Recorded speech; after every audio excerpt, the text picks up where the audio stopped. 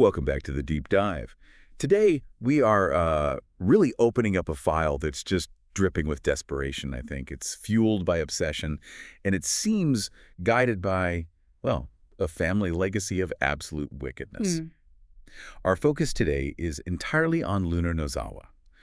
She's currently quite inconvenienced by her prison cell, shall we say, and is apparently engineering this frantic, escalating plan for a massive jailbreak. That's absolutely right. The research we've been looking at, over the last few days, it paints this portrait of a woman who's really reached a complete emotional breaking point, a psychological one, too. Yeah. This isn't really about accepting consequences anymore, or even just, wanting freedom in general.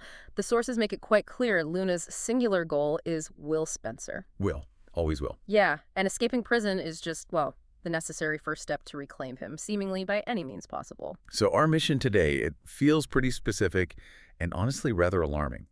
We need to dissect Luna's motivation here, this high-pressure thing pushing her. What was the exact trigger? Right. Then we need to detail the suspected escape strategies she might be putting together, using the people around her like, well, disposable tools. Which seems likely. And crucially, we have to place all of this right alongside the shocking, notorious history of her grandmother, Sheila Carter. The big question we're asking you, the listener, and ourselves is Luna just inspired by Sheila?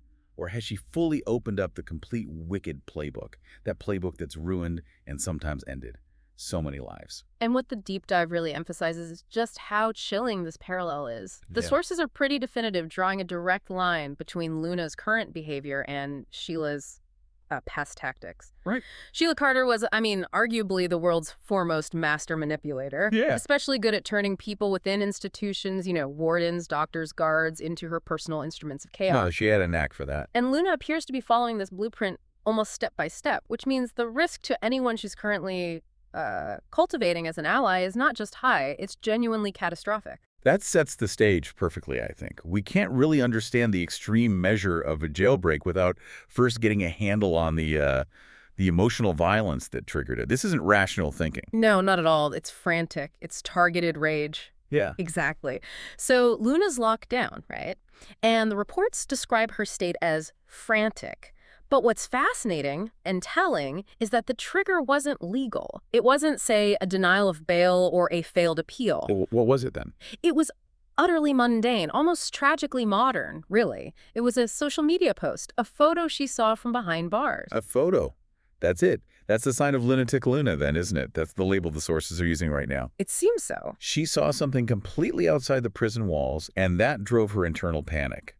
The post was from Will Spencer, the man she assaulted, whose child she carries, and Electra Forrester. Right, and they were celebrating a major tangible step forward in their relationship, moving into a house together. Okay. Will posted the photo, tagged it simply, #NewDigs, showing them happy, settled, building a life, completely the opposite of Luna's situation. And she saw this. She saw this visual proof of them creating a future without her. And the sources say she was absolutely appalled, just floored by it. Wow. Her primary motivation shifted, like instantly, from wanting freedom in general to needing freedom now, right now, to stop this relationship and, in her words, get back to her man. Okay, let's pause on the location, though, because the irony of the beach house setting, it's just extraordinary. This isn't just some random new place they found. No. It's the scene of her own near-death experience. You really have to rewind the tape to grasp the significance for Luna. Right. That beach house is the precise spot where Luna previously almost bled to death, remember? Right. After Liam Spencer shot her during that confrontation. I do remember that. So for Luna, who seems to live entirely in this subjective bubble of her own suffering. Exactly. That house is almost like a monument to her sacrifice, her connection, however warped, to the Spencer family. So the analysis suggests this feels like a deliberate act of cruelty by Will and Electra, whether they meant it that way or not. Precisely. The sources really note the crushing irony here. They suggest Luna feels Will and Electra are actively adding insult to injury, turning her site of trauma into their little love nest. Good grief. She apparently believes her life's blood was soaked into the floorboards of that house, essentially claiming ownership through her past suffering. Okay.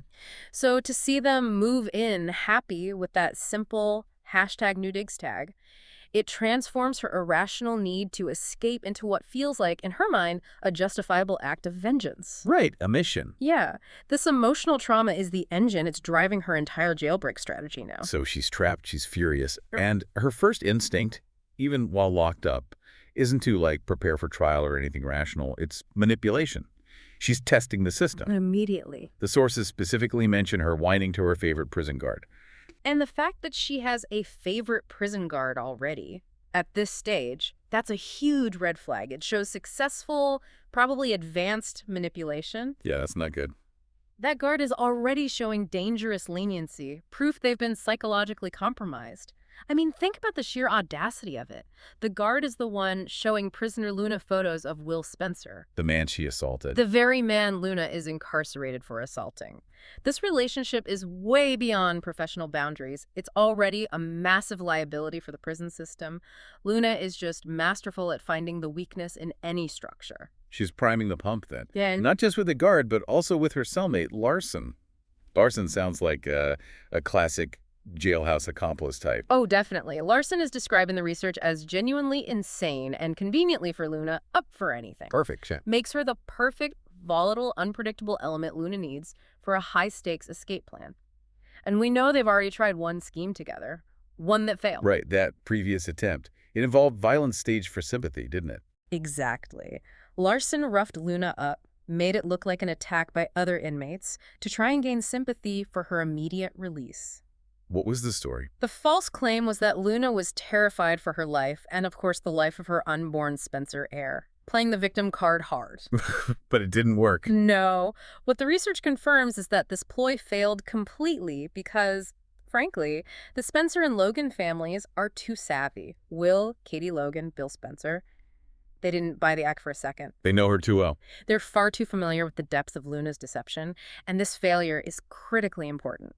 It confirms to Luna that she cannot get free through simple sympathy or minor tricks. She needs something bigger. Exactly. She has to escalate to a full-scale, dramatic, external breakout, which is precisely why she's now turning to the full, advanced techniques outlined in her grandmother's wicked playbook. Okay, so sympathy failed. That means the next move has to be, well, highly sophisticated. It requires total, unquestioning compliance from these new allies she's grooming. To succeed in this jailbreak, Luna needs a blueprint for evasion, for betrayal, for using people as, well, completely disposable assets. And to understand that level of ruthlessness required, we have to look away from the prison cell for a minute and directly at the playbook she seems to be holding. The one written by Sheila Carter back in, 2004? That's the one. This is really the core of our deep dive today. The parallel isn't just casual, it seems structured. Luna is looking for a weak point in the prison's personnel structure. Just like Sheila. Just as Sheila targeted the absolute top authority figure in her institution back in 2004, the warden herself. Okay, let's dedicate some serious time to this historical parallel. It feels like the foundational text for whatever Luna's planning now.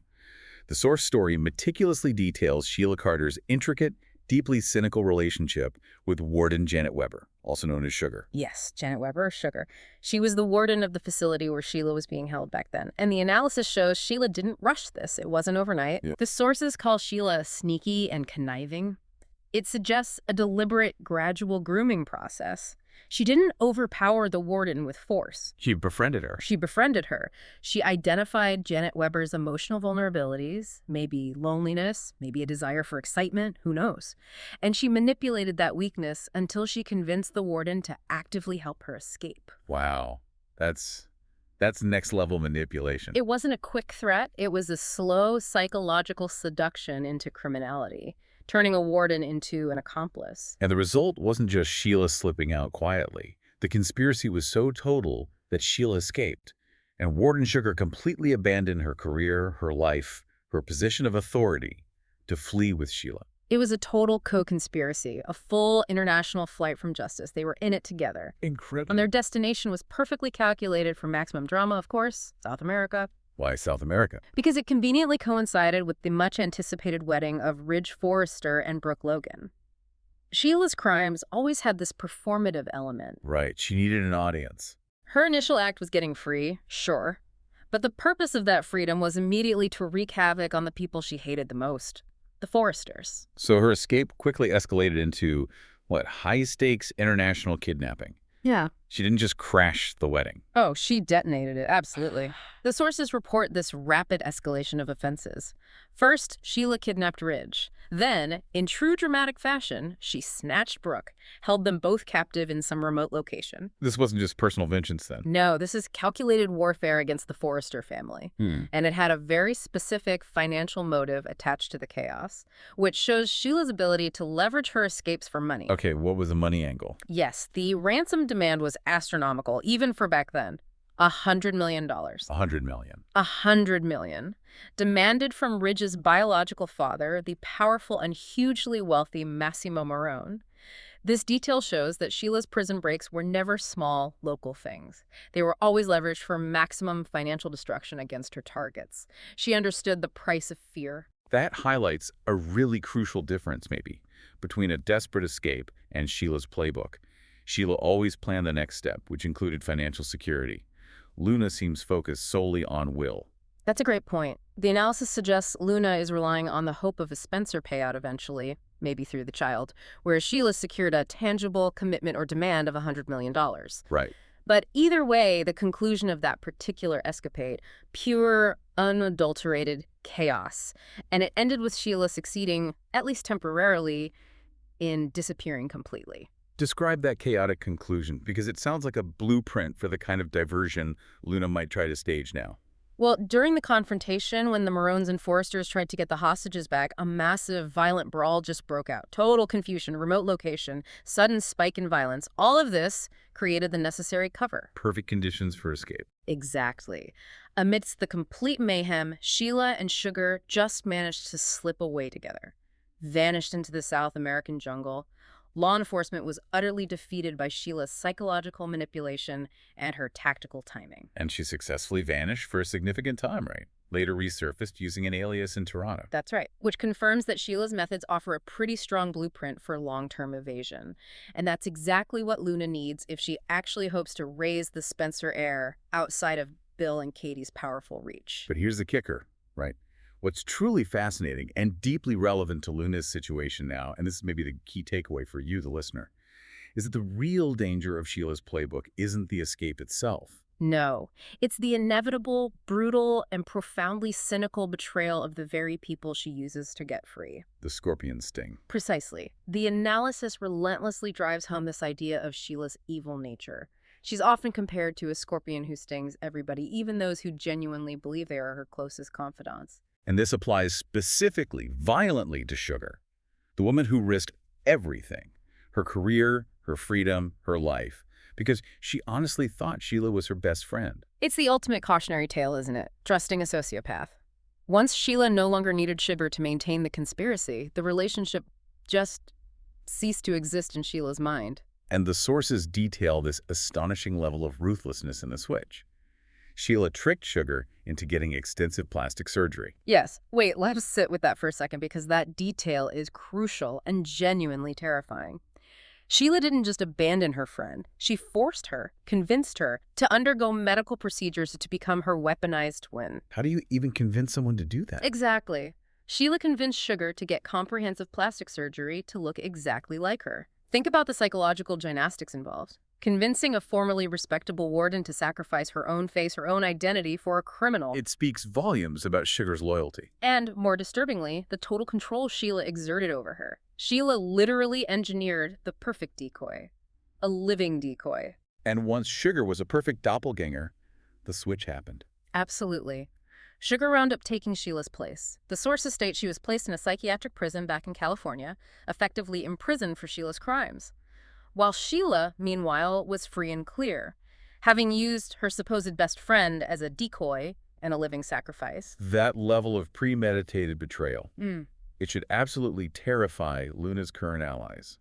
The guard, Larson. If they have any sense, yes. The immediate betrayal is shocking enough, but the long-term fallout is even more dramatic. It leads years later to the infamous 10-toed corpse storyline. Ah, yes, one of those confusing and impactful events in recent memory. Right, because you can't commit that level of betrayal without consequences eventually catching up. Sugar, understandably, eventually resurfaced. seeking revenge for her stolen identity, those years of unjust imprisonment. And what happened then? In a later storyline, the sources describe Sugar successfully kidnapping Sheila, chaining her up in an abandoned warehouse somewhere in a really sketchy part of town. And there's that small but fascinating side detail connecting this history to Luna's current crime, almost like a narrative echo. Yes. That specific abandoned warehouse is the exact location where Deacon Sharp first met his friend, Tom Starr. The man Luna later murdered. Exactly. The stage for this family's intergenerational wickedness is literally the same physical place. It links these generations of ruthlessness. So Sugar leaves Sheila tied up in the warehouse to die. That was the plan. And then Sugar went off to achieve her ultimate revenge, stalking and attempting to kill Steffi Forrester, another one of Sheila's prime targets. But the attempt on Steffi led to Sugar's own violent, unexpected end, right? Which created massive confusion. Huge confusion. Steffi stabbed Sugar in self-defense. But crucially, because Sugar looked exactly like Sheila thanks to the surgery, everyone initially thought the corpse was Sheila Carter. Which caused immense distress. Across the entire community, yeah. Deacon was distraught, thinking his complex friend Sheila was dead. Finn was completely unraveled, believing his wife, Steffi, had killed his biological mother, even though the sources note the act was clearly self-defense. He was a perfect decoy, even in death. It might have worked indefinitely, letting Sheila stay truly free, off the grid, except for one tiny, critical observation. Made at the most sensitive of moments during the cremation process, Deacon, knowing Sheila intimately, noticed something wasn't right. The corpse had 10 toes. Instead of Sheila's signature 9. Instead of Sheila's signature 9 toes. A unique physiological detail that had been a running gag, a plot point for years.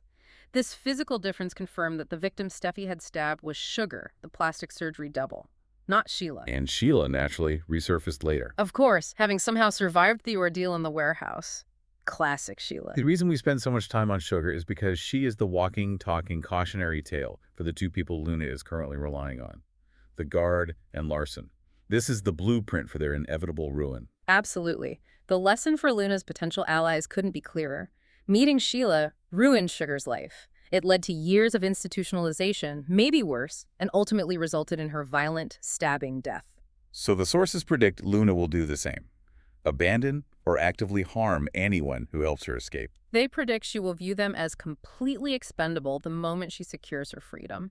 It's the cycle of the scorpion, and it seems mandatory for this particular playbook. So anyone Luna brings into this conspiracy, the mentally compromised cellmate, the legally compromised guard, they're effectively signing their own death warrant, or at least signing up for permanent institutionalization or ruin. It seems that way. Luna needs to break out, and based on her lineage, the moment she achieves freedom, that guard and Larson instantly transition from valuable assets to disposable liabilities she must eliminate or neutralize. So if Luna is truly following this playbook, she isn't just desperate, she's calculating. She has the desperation fueled by that Instagram post of Will and Elektra in her house, and now she has the methodology of betrayal down cold. Right, and we have to seriously assess the depth of Luna's wickedness here. Moving beyond just calling her lunatic, the sources argue she might be equally as twisted as Sheila, or perhaps even more twisted. More twisted? How can she be more twisted than Sheila? Sheila orchestrated a $100 million kidnapping and used plastic surgery doubles. That's legendary villainy. It is, but the argument is about the timing. Luna is younger than Sheila was when Sheila started pulling such destructive, complex stunts. Sheila's early crimes, while definitely severe, were often rooted more in emotional volatility, that rage, particularly around her obsessions with babies and father figures. Okay. Luna, however, has already committed calculated murder Tom Starr, and she engineered a deliberate sexual assault on Will specifically to ensure pregnancy. That's cold. The sources suggest the gene is very strong in her. She seems to be accelerating the timeline of wickedness. So she's showing a capacity for cold, calculated betrayal and destruction much earlier. It appears so. She's acting with the precision of a seasoned criminal at a very young age. She is, as one source put it, wicked as heck. Okay, wicked as heck. Therefore, her actions will be extremely calculated, even if the driving motive, getting back to Will, seems kind of basic on the surface. Right. So let's analyze the specific escape methods Luna is likely considering right now, pulling directly from the playbook we just dissected. And these all rely on manipulating her two current allies, the guard and Larson. Okay, method one. The most straightforward, probably. exploiting their greed, bribery or inducement. Luna might offer Larson and/or the guard a big paycheck, promising a huge payout once she's free. And she's leveraging her unique status as the carrier of a Spencer heir. That's her ultimate bargaining chip, isn't it? Absolutely. She's suggesting to her allies that they'll come into significant money once she's free and can somehow leverage the Spencer fortune through the baby. That's the carrot she's dangling. It's the carrot. They might see her as this future cash cow, related to the immense Spencer wealth and believe helping her is their ticket to Easy Street. A comfortable retirement, maybe? But the deception is the entire point. Exactly. The source analysis is crystal clear on this. Luna likely has no intention of following through on anything she promises these people once she's a free woman. Just like Sheila with Sugar. Perfectly mirrors Sheila's abandonment and eventual sacrifice of Sugar. The promise is only currency to secure the escape, nothing more. Okay, strategy number 2. This one involves using Larson's documented volatility, a massive distraction and violence event. Right. Luna needs chaos to disappear, just like Sheila needed that brawl in the South American jungle. So she might convince Larson to help stage a full-blown prison riot. A riot? That seems extreme. It is, but it's pure chaos designed to consume the attention of all prison security, creating the necessary window, the diversion, for Luna to slip out unnoticed. Larson is already described as insane and has previously engaged in staged violence to help Luna. True. So a riot would be entirely consistent with her character profile and her utility to Luna. It's an easy escalation for someone already described as up for anything. Okay, in the third strategy, this is the classic medical ploy, right? It requires the guard's full active cooperation and leverages the pregnancy. This feels perhaps like the most likely immediate plan given the context. It involves Luna either hurting herself, which seems less likely, or, more probably, convincing the already compromised guard to claim Lena is having severe, urgent medical issues. Related to the pregnancy. Yes, related to the pregnancy, requiring an emergency hospital transfer. Now, the sources point out the critical logistical advantage here. It is generally easier to break out in the hospital than it is in the jail. Makes sense. Less security. Less specialized lockdown security, more potentially vulnerable staff, easier access points for, say, a getaway car staged by external help if she has any. And given her quote-unquote delicate situation as the carrier of a Spencer heir, this tactic carries immediate, undeniable credibility. The prison authorities would struggle to dismiss it. They'd have to take it seriously. Exactly. Too much liability if they ignore a pregnant inmate's distress call, especially one connected to the Spencers. So whether it's bribery, a riot, or a fake medical emergency, Luna seems determined to make this happen. Whatever lie she has to tell, whatever promise she has to break, the level of premeditation for any of these, it's staggering. And this determination is backed up, maybe cynically, by the calendar. The analysis suggests Luna has a very good chance of getting out right now simply because we are deep into November sweeps. Ah, the sweeps factor, of course. This is where the narrative engine just kicks to high gear, doesn't it? Always does. This time of year traditionally guarantees that major networks will air their biggest, most dramatic, often most improbable storylines, all intended to secure those high ratings. And a Sheila-style high-stakes prison break fits that bill perfectly. Almost guarantees temporary success for maximum viewing impact, yeah. The narrative stage is set for high drama, which, statistically speaking, increases the probability of a daring escape actually succeeding, at least for the short term. Right. But this raises the critical question of long-term stability. If she does get out, how does she stay free? Well, to stay free long term, Lena basically has to completely abandon the root of her obsession. She needs to forget Will, disappear into the ether somehow. Which is advice she's received before, isn't it? From the two people who know her situation and her family's history best. Exactly. Both Sheila herself and Lee Finnegan previously urged Luna to just cut all ties with the LA drama, specifically with Will Spencer and all the families attached to him. So the path to long-term freedom involves what? Leaving the country. The sources suggest, leaving the country immediately, raising the baby far, far away from Los Angeles, perhaps internationally. That seems like the only way she could truly evade the long-term consequences. But escaping with the Spencer heir? That's a double-edged sword, isn't it? Yeah. While it provides the initial motivation and maybe leverage for the escape itself. It introduces the ultimate, most powerful obstacle, Bill and Katie Spencer. The grandparents. This is the massive, perhaps fatal flaw in Luna's ultimate plan. If Luna tries to escape with the child, their grandchild, Bill and Katie, represent a global, relentless, and frankly unforgiving force. They don't stop. The sources are clear. They would spare no expense to track her down and retrieve that child. The Spencer family has limitless resources, powerful international connections, and this deep-seated, almost primal protectiveness over their lineage. So Luna's attempt to achieve freedom and somehow build a family life with Will is therefore directly opposed by the most powerful figures in this entire universe. Pretty much. A long-term escape seems virtually impossible unless she's willing to give up the baby or surrender her obsession with Will entirely. Neither of which she appears willing to do right now. Not at all. Which almost guarantees she will eventually be caught. But the chaos caused in the interim, that could be immense. So this deep dive really confirms that Luna isn't just a desperate woman acting impulsively. She's consciously channeling the darkest, most calculating parts of her family history. It seems that way. She's viewing everyone around her, the guard, Larson, maybe even the child she carries, only as stepping stones. Tools to get to her immediate freedom and her eventual reunion with Will Spencer. The goal is the only thing that matters. And the playbook she's using dictates that betrayal isn't just possible, it's mandatory for success.